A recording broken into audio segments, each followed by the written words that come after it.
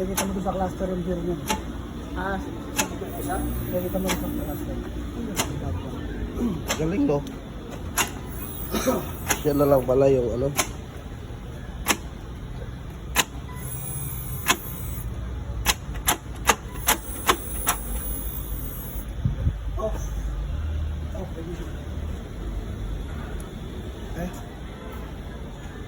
Naka-off na? Off na.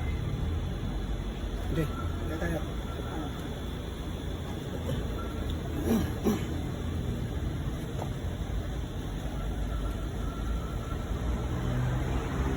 kailangan ising-sing talaga yun. Ano ko yung ginawa ko yung Kasi kung ano pinangawala ko agad siya eh. nagbukas kasi nung fluid circuit eh. Baka kalagitnaan na kinakapos yung pressure kaya ayaw magtuloy.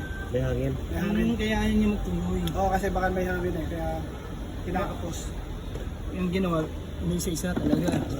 Kailangan pagbawasan ng konti yun. Kaya sobrang dami. Ayan ang binawas niya. Sa dyan sigurado ngayon. Ayan ang binawas niya. Yung tinapon niya. Oo, tapos konti pa, bukasan pa natin ng konti pa.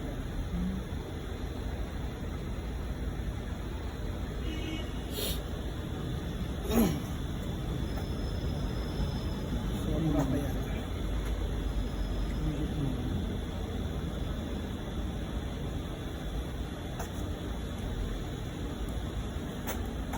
It's the ignition on.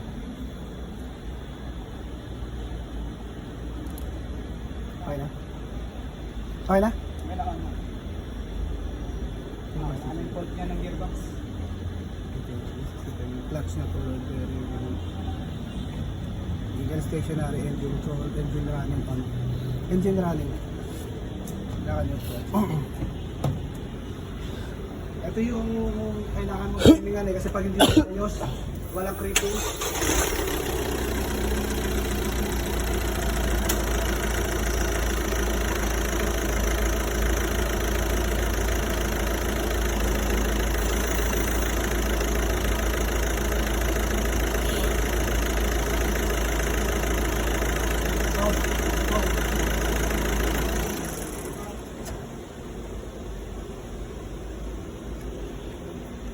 Iping ka na naman.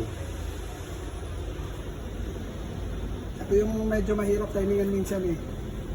Kasi pag hindi mo na timingan, wala yung creeping, yung pagbitaw mo ng preno gumagapang na gano'n. Wala. Dapat yung pagbitaw mo ng preno, naka-engage, gagapang siya. Para malaman mo na maganda yung calibration.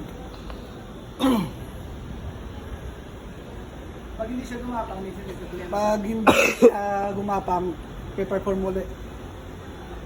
Hanggang sa Dapat siya.